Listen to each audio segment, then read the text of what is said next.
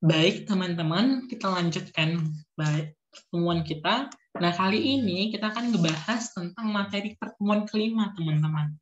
Nah, untuk materi pertemuan kelima, kita akan bahas seputar debt valuation sama interest. Nah, ini adalah chapter ke-9 dari buku Titman. Oke? Nah, di sini saya akan ngambil soal dari LMS juga, teman-teman. Jadi, teman-teman mungkin sudah ngerjain ya. Mohon maaf karena kemarin pertemuan 5 tidak sempat diupload pada saat minggu lalu, itu kan. Oke. Nah, jadi kita mulai aja ya teman-teman untuk soal pertama, gitu ya. Nah, pertama soal 1 ini menjelaskan tentang a 14 years 1000 par value Fijian bonds pays 9% interest annually. Nah, the market price of the bond is 1.100 and the market required yield to maturity on a comparable risk bond is 10%. Oke. Nah, di sini dia pertanyaannya adalah compute the bonds yield to maturity. Yang B, determine the value of the bond to you given your required rate of return. And C, so you purchase the bond. Oke.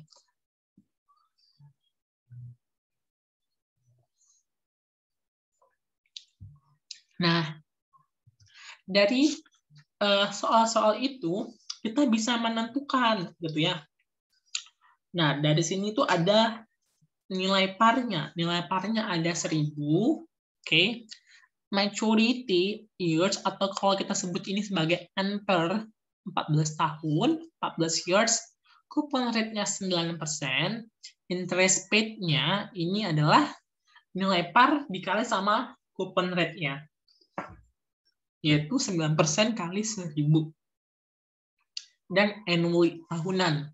Dan yield to maturity uncomparable-nya ada 10%, baru market price dari bond value itu adalah 1.100. Nah, jadi kita harus menghitung berapa yield to maturity, atau kalau boleh kita bilang ini sebagai market rate-nya. Oke? Nah, bagaimana cara hitungnya? Ini pakai rumus Excel boleh ya, teman-teman? Nah, jadi ini tinggal masukin aja rumusnya adalah rate ini ya. Nih, rate sama dengan N per kali PMT, bukan N per titik koma PMT, titik koma PV, titik koma type, guys. Ini. Nah, berarti di sini kita bisa memasukin N per-nya 14. Ini dari maturity atau years-nya. PMT-nya di sini adalah ini. Interest paid-nya yaitu 9% kali 1000. PV-nya di sini adalah 1.100. Yaitu dari market price atau bond value-nya 1.100. Baru future value-nya ada 1.000. Gitu ya. Udah selesai. Nah, jadi hasilnya yaitu adalah 7,80%. Itu adalah yield to maturity-nya. Gitu, teman-teman. Sedangkan determine the value of the bond to you given your required rate of return. Nah, di sini itu kita boleh gunakan cheat sheet untuk dari materi AKM untuk menghitung obligasi, oke? Nah, di sini ada nilai par. Nilai par kita tadi ada 1000 nih. Oke. Baru CR kita ada 9% nih. 9%. Baru ada si YTM atau yield to maturity-nya ada 10%. Nah, berarti kan ketika kita menerbitkan atau YTM-nya itu lebih besar ketimbang coupon rate-nya, berarti dia itu diskon. Gitu ya. Nah, tinggal hitung aja nih. Ini sudah ada present value SS, present value annuity-nya. Nanti hasilnya nih. Principal-nya itu 263,33, payment-nya ada 663, baru PV-nya dari bond itu ada 926,33. Nah, ini boleh dong kita pakai cheat sheet untuk yang AKM gitu ya. Mirip kok, teman-teman. Oke ya. Baru kita disuruh ini, should you purchase the bond gitu kan. Apakah kita harus membeli bondnya? Maka jawaban kita adalah tidak. Kenapa? Karena gini, bond yang diterbitkan itu terlalu mahal. dengan harga 1.100.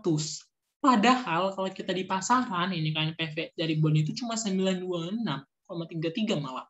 Sebaiknya kita nggak usah beli deh. Gitu, karena mahal banget nih. Masih 1.100, padahal nilai bondsnya itu cuma 926-nya. Gitu ya. Jadi ini nggak usah kita beli nilai dari bondsnya. Oke. Lanjut ke soal nomor 2. Nah, ini sama kayak mencari yang poin A tadi. Ini KTM. At the calculation, bond mature in 15 years and paid 9% interest annually. If you purchase the bond for 1.250, what is your maturity? Jadi ATM ya yang dicari. Nah, nilai parnya ada 1.000, maturity-nya ada 15, ini ya 15 years, karena dan dia itu bersifat annually, interest rate-nya sama kayak tadi 9% kali 1.000, dan dia bersifat annually, coupon rate-nya ada 9%, dan market price-nya ada 1.250. Nah, mencari yield to maturity-nya tinggal masukin aja nih rumusnya. Nih. Oke. N per kita ada 15, PMT-nya 90, yaitu 9% kali 1.000, PV-nya di sini ada 1.250, oke, future value-nya ada 1.000. Gitu teman-teman. Jadi ya udah hasilnya adalah 6,36%. Gitu ya. Kita lanjut ya teman-teman ke soal nomor 3. Ini cukup panjang ceritanya. Nomor 3. Nah, di sini ada you on the bond that pays 100 in annual interest with 1.000 par value. It matures in 15 tahun. The market required yield to maturity on comparable bond is 12%. Oke. Nah, ini kita harus membuat keterangannya. Nilai parnya ada 1.000, maturity-nya 15 tahun, interest rate-nya ini kan 100. Nah, kan kita menghitung interest rate ini kan kita mengkalikan antara parnya dikali sama CR. Oke, coupon rate. Berarti kan par kita ada 1.000. Kalau par kali CR sama dengan interest rate. Par kita ada 1.000 kali CR sama dengan 100. Berarti CR-nya ada 10%. Gitu kan? Berarti YTM kita ada 12%, CR kita ada 10%. Karena kan kalau 10% dikali sama 1.000, hasilnya 100. Nah, 100 ini adalah interest rate. Seperti yang diketahui di soal. Oke. Nah, pertanyaan pertama adalah calculate the value of the bond. Nah, berarti kita mencari PV dari bonds. Oke, tinggal masukin teman-teman. Nilai par kita ada 1.000, CR kita ada 10%, nih ya. Dari sini yang dari kita analisa soalnya, nih. Baru ETM 12%, N-nya ini 15, interest rate-nya ini berarti 1.000 kali 10%. Nah, hasil dari PV-nya itu 863,78. Nah, ini kan CR-nya itu lebih kecil ya, atau YTM itu lebih besar daripada CR, berarti ini adalah diterbitkan dengan komisi diskon. Oke. Nah, untuk yang B, how does the value change if the yield to maturity on comparable risk bond itu yang pertama itu meningkat 15% dan yang kedua itu turun jadi 8%. Nah, ketika bondnya itu YTM-nya itu meningkat jadi 15%, berarti kan keterangan yang lainnya itu tetap ya, nilai parnya tetap, CR-nya tetap, M-nya tetap, semuanya tetap. Kita hanya ganti YTM, jadi 15%. Nah, nanti hasilnya itu ketika dia increase 15% YTM-nya, hasilnya adalah 707,63. Sedangkan untuk ketika dia itu yang kondisi kedua, itu decrease 8%, nih decrease 8%, kan hasilnya adalah 1171,19. Ini sama, nilai parnya nggak berubah, CR nggak berubah, N nggak berubah, hanya yang berubah YTM-nya aja. Gitu ya teman-teman. Nah, baru di sini poin C-nya adalah explain the implication of your answer in part B as they relate to interest rate risk, premium bond, and discount bond. Berarti yang poin increase 15% inilah diskon, sedangkan yang ketika dia decrease itu 8%, dia tuh premium. Karena CR-nya itu lebih besar ketimbang YTM-nya, berarti dia premium. Oke. Nah, di sini udah dijelaskan dengan meningkatnya nilai YTM, berarti kan YTM yang meningkat ini, YTM-nya kan meningkat ya jadi 15%, maka nilai obligasi itu akan turun ya. Karena kan ketika 12% nilai obligasinya 863, ketika dia 15%, dia cuma 707. Berarti kan ketika YTM-nya meningkat, berarti nilai dari obligasi bakal turun. Nah, catatan, ketika CR lebih kecil daripada YTM, maka nilai dari obligasi akan laku secara diskon. Sedangkan ketika coupon rate lebih besar daripada YTM, maka obligasi akan laku secara premium. Nah, berarti dari kondisi ini tuh kan, dia itu akan bentar, nih, Ctrl C. Ini tuh berarti dia kondisinya adalah ini adalah premium ya teman-teman. Ini premium. Oke. Sedangkan kalau di sini tuh kondisinya adalah diskon. Diskon ya teman-teman. Oke, lanjut. Oke.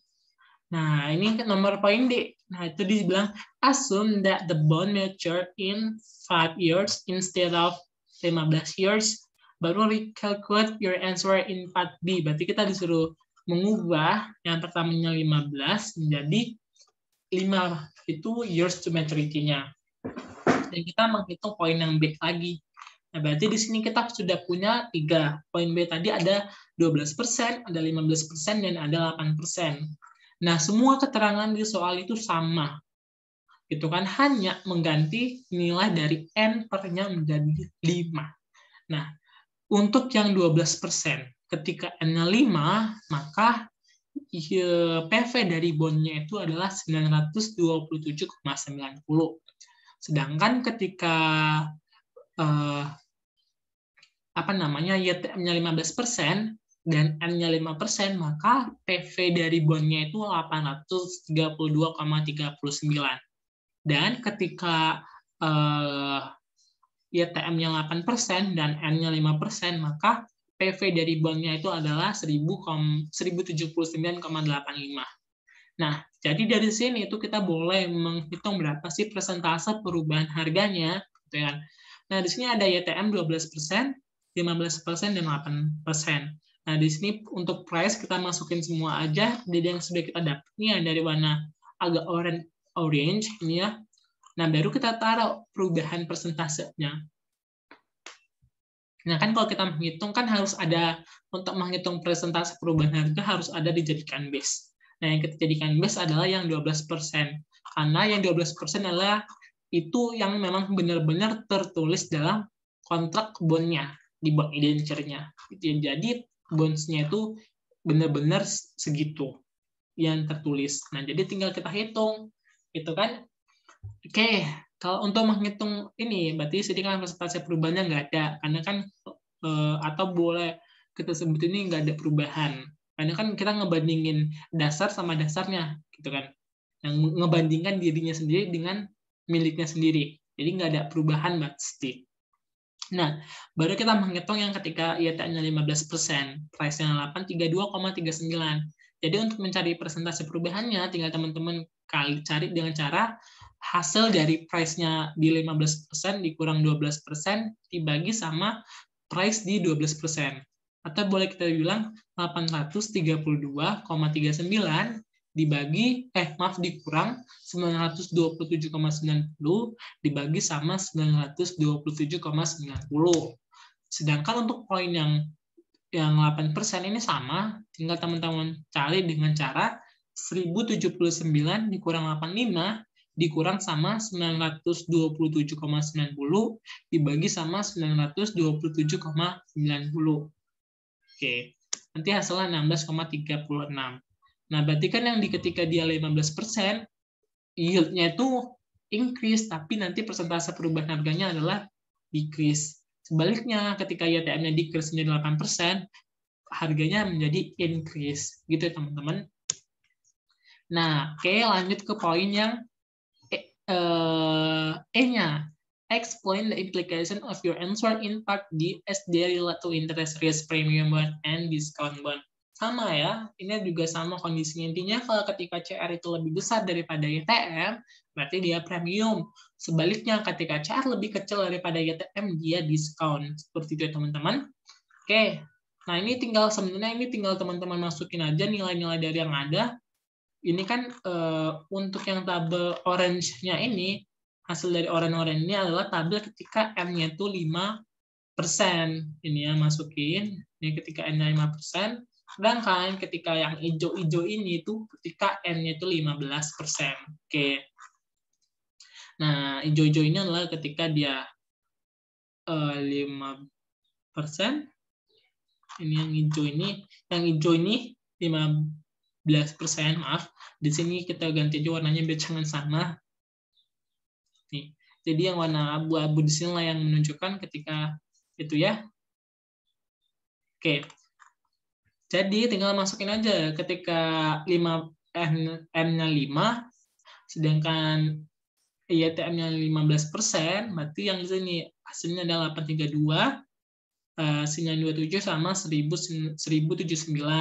Sedangkan ketika YTM-nya 15% dan N-nya 15, itu 707 yang ini ya. 707, oke.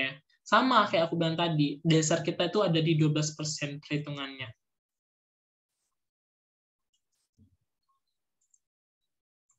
Jadi tinggal masukin teman-teman, berarti nanti gini, ngitung ketika ini, berarti ngitung persentasenya ini, berarti ini kan udah ya, sama ya, berarti 832,39 dikurang 927,90 dibagi 927,90.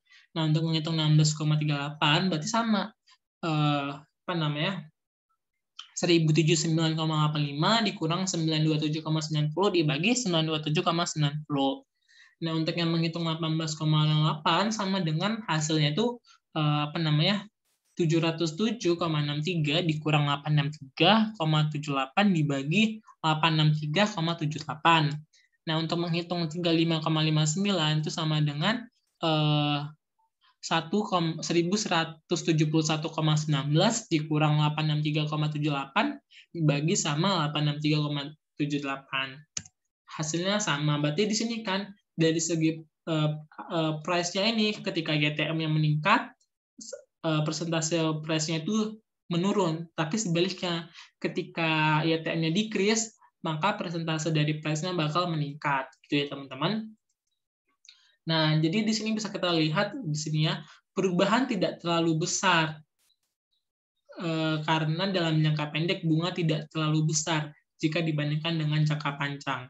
Nah, kalau dilihat di sini kan perubahan dari ini kan minus 10,29 menjadi 16,38. Itu kan kalau dibilang itu perubahannya ya nggak terlalu signifikan banget ya. Sedangkan kalau yang dari 18 ke 35 itu kan soal 2 kali lipatnya atau 3 kali lipatnya gitu ya. Jadi intinya gini, kalau kita logikakan ketika kita menabung ke bank gitu ya, ke bank, ini kan kadang gini, kalau kita pingin punya uang, nah kita punya uang misalnya kita invest ke bank, berarti kan, oh iya nanti bunganya bakal dapat segini, mungkin 5% dalam jangka 5 tahun, dapat bunga segitu.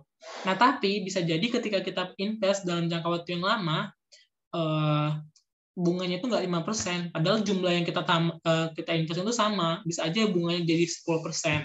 Nah, tapi ini perlu kita pikirkan kenapa sih bisa seperti itu? Karena kan gini, mungkin bank ketika dia investasi dalam 5 tahun, bank itu nggak bisa memaksimalkan perputaran uangnya. Jadi sehingga hasil dari bank itu yang bunga-bunga dari masyarakat lain yang diterima bank pun juga sedikit. Tapi berbeda ketika uangnya itu diinvestasikan dalam waktu yang lama. Maka bank akan secara maksimal bisa mengelola uang-uang ini atau bisa dikreditkan kepada orang-orang lain sehingga return-nya ataupun bunga yang akan dibayarkan orang ini yang minjam kepada bank itu lebih banyak lagi. Jadi istilahnya banyak yang akan diterima bank, maka return kita yang sebagai investor bakal banyak juga. gitu ya. Jadi overall interest itu seperti itu. Oke ya, lanjut ke soal terakhir. Nah ini untuk soal terakhir ini sebenarnya cukup lumayan tricky ya, atau bisa aja mudah mungkin bagi teman-teman. Oke, kita baca saja soalnya ya. Di tengah kekhawatiran investor terhadap data ekonomi Amerika Serikat Government Bond Yield Curve membentuk inversi yang memicu kekhawatiran penurunan ekonomi global. Sementara itu, yield Indonesia Government Bond memperlihatkan tren meningkat, namun secara keseluruhan, Indonesia Government Bond Yield Curve masih menunjukkan kurva normal atau upward sloping. Sebagai investor, analisa surat berharga berikut ini. Jadi intinya kita cuma membaca yang di sini doang, gitu ya. Obligasi Newstan saat ini dijual pada harga 98,15%. Nah, untuk yang ini tuh teman-teman kan ingat ya, kadang kan kita bisa menerbitkan bond itu tuh berbeda daripada PV itu tidak sama dengan harga jual, gitu ya. Jadi contohnya itu seperti itu. Nah, obligasi ini memiliki rating A dengan time to maturity 5 tahun dan kupon 8% yang dibayarkan tengah tahunan. Nah, apabila nilai par sebesar 100 juta dan Anda calon investor menghendaki tingkat pengembalian atas obligasi tersebut sebesar 10%, maka yang pertama kita disuruh menghitung nilai obligasi Newstan. Berarti kita tinggal masukin, ada nilai par 100 juta. CR-nya ini 8%, tapi karena dia bersifat semi-annually, jadi 4%, dibagi 2. Sedangkan maturity-nya, yaitu 5 kali, tapi karena dia bersifat semi-annually, berarti dapat 10 kali nanti. Sedangkan nyatanya itu 10%, dibagi 2 jadi 5%. Jadi nanti kita hitungnya sama, tinggal masukin nilai par 100 juta, CR 4%, YTM-nya 5%, N-nya 10, nanti hasilnya dapat sekitar 92.278.265 juta. Oke ya. Nah, baru masuk kita ke poin B-nya. Apakah Anda akan membeli obligasi tersebut? Nah, jelaskan secara singkat. Nah, sebenarnya kan nilai obligasi itu 92.278.265. Sedangkan dia ngejual itu 98.150.000. Kita bakal beli nggak sih? Nah, pasti kita nggak akan beli dong obligasi tersebut. Nah, kenapa? Sebab harga bonds di pasaran itu lebih murah, sedangkan harga bonds Newstan ini lebih mahal. Kenapa gitu? Karena di sini dia CR-nya di sini kan CR-nya itu lebih kecil ya kepada YTM, berarti dia diskon. Sedangkan di sini istilahnya meskipun dia nggak 100 juta diterbitkan, sini kan 98.150.000. Nah, kan udah lebih besar yang di harga jual ketimbang yang diterbitkan. Jadi kita nggak usah beli gitu ya, karena bakal rugi istilahnya. Sedangkan apa arti government bond yield curve yang berbentuk inversi? Jelaskan secara singkat. Nah, dari sini sebenarnya udah bisa kita lihat ya teman-teman. Kan di sini tuh dia bilang bahwa di tengah kekhawatiran investor terhadap data ekonomi Amerika, US government bond yield curve membentuk inversi yang memicu kekhawatiran penurunan ekonomi global. Nah, berarti ketika kondisi yang yang government bond yield curve itu berarti kan dia tuh kondisi ketika terjadi penurunan ekonomi gitu ya, atau bisa kita sebut sebagai ini kondisi di mana ketika return dalam jangka panjang itu lebih rendah daripada yang berjangka pendek, ditandai dengan tanda-tanda resesi ekonomi untuk sebuah negara. Nah, seperti yang aku bilang tadi, kan kalau misalnya kita tuh invest di bank, nah ketika kita invest di bank kan itu ketika kita menabungnya itu dalam jangka waktu yang lama, kan aku bilang tadi, maka return yang akan diberikan bank kepada kita selaku investor bakal lebih besar. Nah, tapi ini sebaliknya. Malah ketika jangka pendek, dia itu lebih besar ketimbang dalam jangka panjangnya. Nah, itu yang disebut sebagai inversi dari bond ini. Kenapa bisa terjadi seperti itu? Ya bisa aja terjadi resesi ekonomi ataupun terjadi inflasi yang nggak menentu gitu kan. Karena kan mungkin aja kita anggap misalnya kalau misalnya 5 tahun kita ngasih 5%, tapi ketika 10 tahun kita misalnya nggak dapat 15%. Tapi kan di dalam jangka waktu 10 tahun ini kita nggak tahu apa yang akan terjadi. Nah, seperti saat ini kita nggak tahu kan ada efek seperti ini, efek pandemi atau apapun itu kan kita nggak tahu. Nah, jadi inilah maksud dari kondisi yang berbentuk bond yield curve yang berbentuk inversi. Seperti itu teman-teman. Nah, mungkin itu aja dulu untuk pembahasan kali ini. Untuk lebih kurangnya nanti bisa ditanyakan ya teman-teman. Oke, terima kasih teman-teman.